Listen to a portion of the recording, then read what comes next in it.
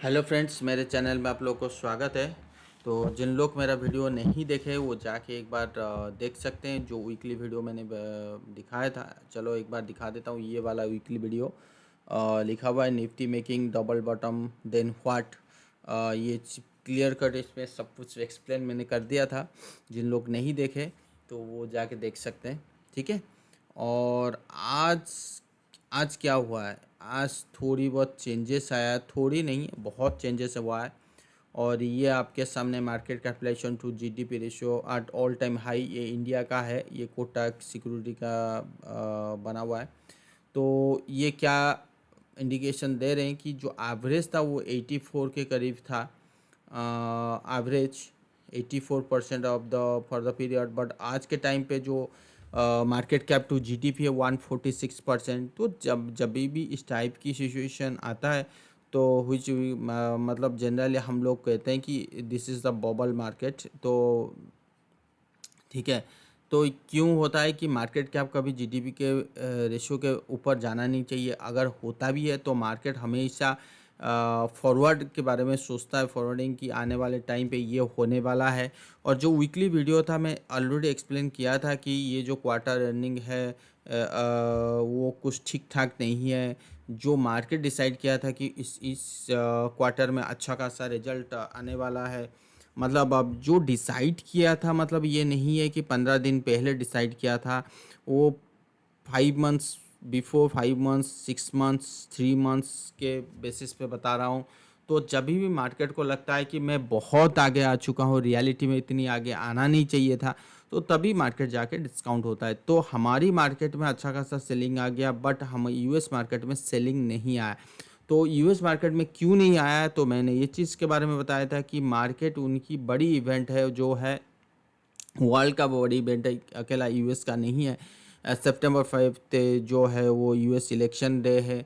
तो कहीं ना कहीं उस दिन टर्निंग पॉइंट हो सकता है उनके उनके लिए। तो हमारे लिए ऑलरेडी स्टार्ट हो चुकी है। तो चलिए शुरू करते हैं यहाँ से। तो मैंने कहा था कि ये सेंसस की चार्ट है, तो मुझे लगा था कि हो सकता है कि इसी हफ्ते या टिल सितंबर 5 तक, सॉरी नवंबर 5 तक जो इनका इलेक्शन है, तो हो सकता है कि यहाँ पे एक बाउंस बैक आए और यहाँ पे कंसोलिडेशन करके एक बार फॉल हो। देखो, मार्केट हमेशा अपने बेसिस पे चलेगा, ऐसा कोई ज़रूरी नहीं है। अगर आपको ओवरऑल पीरियड पता है तो फिर तो बहुत अच्छी चीज़ है। अगर मैं टाइम टू टाइम कभी भी ये कभी नहीं कहता है कि ऐसे ही होगा, ऐसा नहीं है। ये मेरा एक्सपेक्टेशन था और इसमें उस वीडियो में मैंने बताया था कि अब मुझे लगता है मार्केट को यू टर्न का टाइम आ गया है। यहाँ से हो सकता है या यहाँ से हो सकता है, कहीं पे भी हो सकता है। तो ये जो राइजिंग ट्रेंड आएगा उसमें आपको एग्जिट होना है। बट हमें क्या हुआ, within 2 days we got a continuously selling pressure, trading below this area. So that means कि यहाँ पे मुझे कोई पैनिक नहीं है। पैनिक जो क्रिएट हो रहा है which is in the small cap and mid cap stocks, mid cap index. यहाँ पे जो अच्छी वाली ये हेड एंड शोल्डर का पैटर्न बनाया था, और ये हेड एंड शोल्डर का स्मॉल कैप देखो ये ब्रेक कर लिया। और यहाँ पे अगर मिड कैप देखोगे तो exactly which is showing same thing mid cap. तो दोनों यहाँ पे जो ब्रॉड मार्केट है वो ऑलरेडी डैमेज हो चुका है। और 500 की बात करें, जो एक्सपेक्टेशन नहीं था यहाँ से एक अच्छी वाली बाउंस बैक आनी चाहिए तो उसके बाद हो। बट जब आपको इस टाइप की सिग्नल मिल रहा हो, और ये जो ट्रेंड लाइन है ना 500 का, वो अपने आप नहीं बनाया। ये देखो, ये जो बार बार रेजिस्टेंस था यहाँ पे, इस मल्टीपुल जो रेजिस्टेंस था इसके ऊपर जा नहीं पा रहा था, ठीक है। तो यहाँ पे ये इलेक्शन का दिन एक बार गया था, अगले दिन जो रिजल्ट आया था अगले दिन, तो उसके बाद जैसे ही क्लोजिंग दिया यहाँ पे, तो हमें अगेन इस ट्रेंड लाइन का सपोर्ट देखने के लिए मिला अगेन। तो आज का इसके नीचे क्लोज होना which is not a good thing. So इसीलिए मेरा राय ये है कि यहाँ पे सेलिंग सिग्नल चलनी चाहिए। तो क्वेश्चन ये उठता है कि कहाँ तक चलनी चाहिए, कहाँ तक, राइट, कहाँ तक इस सिग्नल नीचे तक आना चाहिए। तो एक बार चलते हैं निफ्टी में, और यहाँ पे कोशिश करते हैं मूविंग एवरेज के थ्रू एक बार ट्रेंड को पकड़ने के लिए। तो उस बेसिस पे पता करते हैं। पता करते हैं, ये देखो 20 डे जो मूविंग एवरेज बार बार सपोर्ट दे रहा था, यहाँ पे सपोर्ट दिया, again we successfully closed below जो बाउंस बैक आया था 20 डे का मूविंग एवरेज। उसके बाद हमने 20 नहीं है ये, सॉरी ये 50 होगा,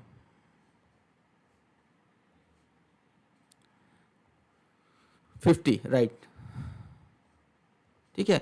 सो यहाँ पे देखो 50 के आसपास आया और बाउंस बैक दिया, 50 के आसपास आया, बाउंस बैक दिया, 50 के आसपास आया, बाउंस बैक। तो कभी भी जब भी 50 के आसपास आया बाउंस बैक दिया, कभी भी उसके लो के नीचे नहीं आया। देखो बाउंस बैक आया इसके कभी नीचे, देखो यहाँ पे एक बहुत सक्सेसफुली उसने अपनी बेस बनाया और काफ़ी दिन का कंसोलिडेशन के बाद जाके तेजी हुआ, एग्जैक्टली हुआ। यहाँ पे भी बाउंस बैक आया और इसमें double bottom kind of formation बनाया। तो वो चीज़ लग रहा था कि ये जो बाउंस बैक जो यहाँ पे बार बार ये चीज़ की बनाया था यहाँ पे, तो ये भी हो सकता है कि 50 के आसपास, मतलब देखो ओवरलैपिंग होता है उसमें कोई टेंशन नहीं है। यहाँ पे बुल कैंडल बना तो कंफर्म था कि यहाँ पे जैसे ही इसको निकलेगा तो अच्छा वाला बाउंस बैक देखने के लिए हमें मिलेगा। But ultimately at the end of the day हमें क्या मिला, इसके ऊपर नहीं जा पाया, वो मार्केट नीचे क्रैश हो गया, मतलब मार्केट नीचे चला गया। तो ये काइंड ऑफ कंफर्मेशन है, चाहे निफ्टी के तरफ से, चाहे निफ्टी 500 के तरफ से, चाहे मिड कैप्स के तरफ से, चाहे स्मॉल कैप की तरफ से, सारा इंडेक्स यही चीज़ कहने की कोशिश कर रहा है।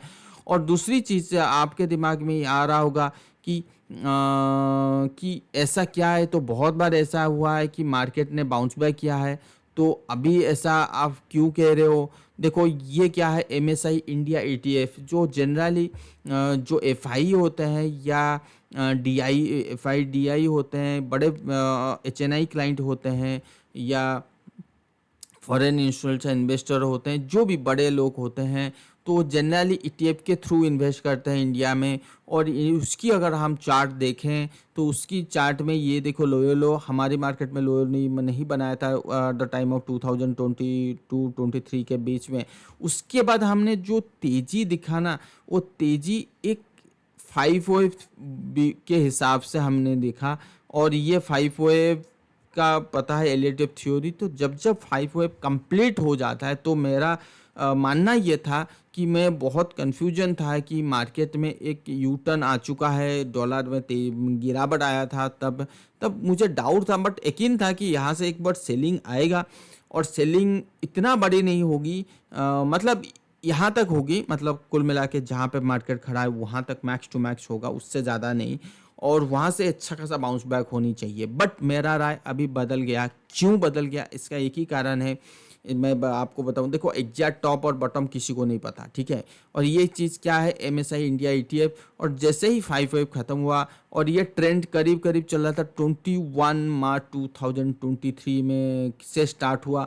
अगर मैं अप्रोक्सीमेटली टाइम बताऊं कि अच्छा ये ट्रेंड यहाँ से गया यहाँ तक सितंबर 1.5 ईयर्स के आसपास, तो अगला जो सपोर्ट बनेगा वो कहाँ पे बनेगा। देखो जून जुलाई के आसपास आ रहा है कि जून जुलाई के हो सकता है कि जून जुलाई में जाके बॉटम बने, और वो 2025 में, ठीक है। तो वो चीज़ सिनेरियो समझ में आ रहा है कि यहाँ तक लग रहा है, ठीक है।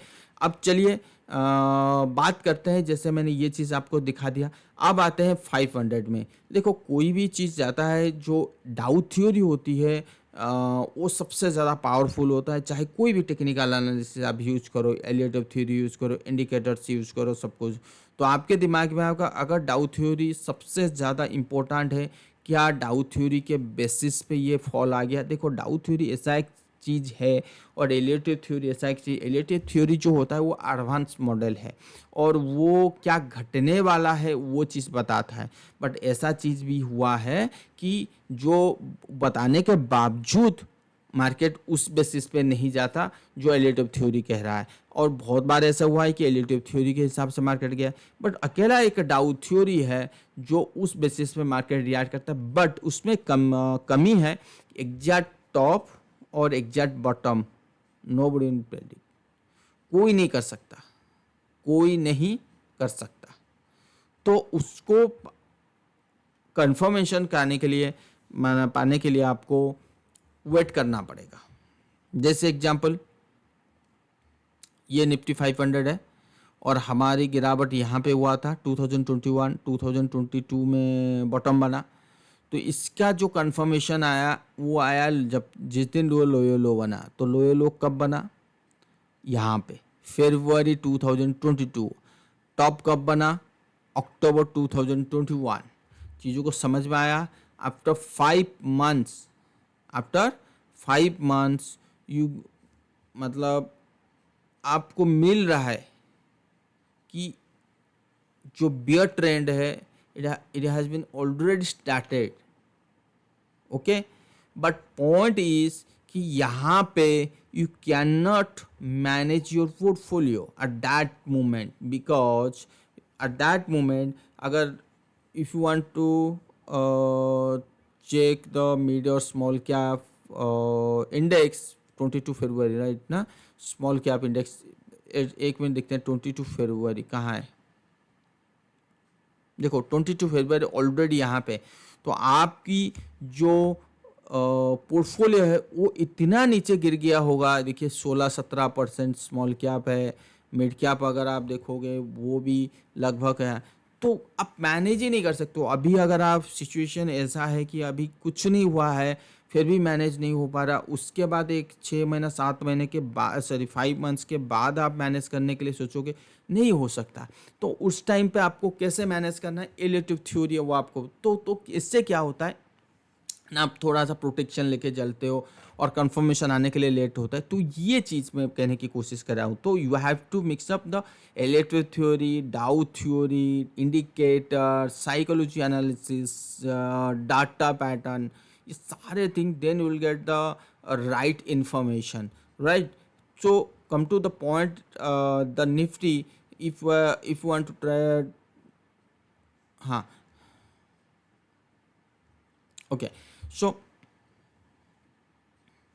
if you want to try to look the nifty index, right, so it is showing higher high kind of pattern, that is nothing breakdown there, वहाँ पे कुछ भी नहीं हुआ है। वो कह रहा है भाई शांति से बैठे रहो, जब होगा तो अब बताऊंगा। तो ये चीज़ कब होगा? वो चीज़ बहुत समय के बाद आएगा। So at this moment it's showing head and shoulder, sorry, higher high kind of trend. So क्या हो सकता है कि ये नीचे आए, फिर ये कंसोलिडेशन करे, ऊपर जाए, फिर ब्रेक डाउन हो, then you will get to know yes market की जो ट्रेंड है वो चेंज हो गया है, right. So till that time your portfolio का जो हालत है ना वो खराब हो चुका होगा। So you can not rectify और यू कैन नॉट मतलब एडजस्टमेंट टू योर पोर्टफोलियो, मतलब आप कुछ कर नहीं सकते हो। जो करना है अभी करना है, राइट। होगा तो अच्छी बात है, नहीं होगा बहुत अच्छी बात है यार। Market is trading at all time high and you are sitting in some cash, so what's the wrong thing? Simple, what is the wrong? nothing मतलब ये यहाँ पे कोई एक चीज़ गलत नहीं है। अगर आप मान लो कि हमने कुछ कैश में बैठने की कोशिश की है और मार्केट नीचे नहीं आया और मार्केट यहाँ से हायर हाई बना, तो कोई दिक्कत नहीं यार, हैव ऑलरेडी इन्वेस्टेड, ओके। सो 100% तो इन्वेस्ट नहीं है, लेट्स से हम 70 है, 30% कैश में बैठ गए, या 60 है 40% कैश में बैठ गए, तो कोई बात नहीं। सो 40% कैश में कहाँ बैठे? ऑल टाइम हाइक में बैठे। तो क्या without any correction market can reach to 30-35,000? Not possible यार। So it's the human behaviour और this is the market behaviour. So if market wants to touch the 30,000 or trading above the 30,000, so it needs some kind of correction. So at that it needs some kind of correction. After then आप ये कह सकते हो कि हाँ आप market जा सकते 30,000. So without any correction, without any profit booking kind of scenario, market आगे जा ही नहीं सकता। क्लियर? तो ये इस चीज़ के मेरा सिंपल था। दूसरा क्या था? मार्केट कैप टू जीडीपी बता दिया। प्राइस अर्निंग रेशियो के बेसिस पे हम थोड़ा सा हायर वैल्यूएशन है, और अर्निंग डाटा जो आ रहा है वो ठीक नहीं है, ठीक है ना। तो ये चीज़ है। बाकी जो दूसरा चीज़ मैं हमेशा देखता हूँ वो क्या है? One and only dollar. One and only dollar. Dollar में मेरा मानना था कि कि it should touch at least 85 level, but unfortunately at this point I told you that we'll see a good bounce back in the dollar, but I was before I was saying yes, from this level 102 or 102.50 we'll see a selling pressure in the dollar, but it did not work. Okay, so my dollar showing higher high kind of trend, so it's trying to touch this level 105 104 level, or already 104 105 level or 106 level. तो अगर इतना बड़ा bounce back हो रहा है dollar में, और ये चीज़ कहाँ हो रही है, ये चीज़ हो रही है मल्टीपल सपोर्ट के पास। देखिए मल्टीपल सपोर्ट कहाँ है, सपोर्ट यहाँ पे, ये चीज़ आपको double bottom kind of formation मिल रहा है कहाँ पर, मल्टीपल सपोर्ट के पास। सो मल्टीपल जो पहले रेजिस्टेंस था वो रेजिस्टेंस बिकेम सपोर्ट, राइट। तो ये चीज़ अगर हो रहा है और मंथली क्लोजिंग ऐसे ही हो रहा है, सो डेफिनेटली डॉलर जो is going to touch at least 110 to 112 level at least. So आप बोलो कि क्या ये भी गलत हो सकता है? देखो आई एम नॉट सेइंग कि गलत हो सकता है, नहीं होगा।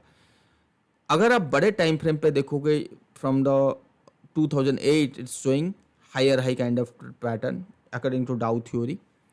सो यहाँ पे ऊपर नहीं गया, यहाँ पे ब्रेकआउट दिया 2021-22 के आसपास, राइट। उसके बाद हमें double bottom kind of formation मिला from at this chart. I am using the pattern as well as the Dow theory, nothing else. मैंने कोई अलग चीज़ नहीं यूज़ किया, मुझे ये लगता है, मुझे वो लगता है, वो चीज़ नहीं यूज़ किया। यहाँ पे डबल बॉटम पैटर्न बना, it's very very powerful thing. और ये कहाँ बना, ये आपके सपोर्ट के पास। तो अगर डॉलर तेजी हो रहा है तो क्या इक्विटी मार्केट भी तेजी होगा? पॉसिबल तो नहीं है, ये पॉसिबल नहीं है। क्या इक्विटी मार्केट बॉटम पे खड़ा है? No, not at all. तो यूएस मार्केट क्या बॉटम पे खड़ा है? No, not at all. क्या इंटरनेशनल, सारे इंटरनेशनल मार्केट क्या बॉटम पे खड़े हैं? बिल्कुल नहीं। तो क्या बनता है?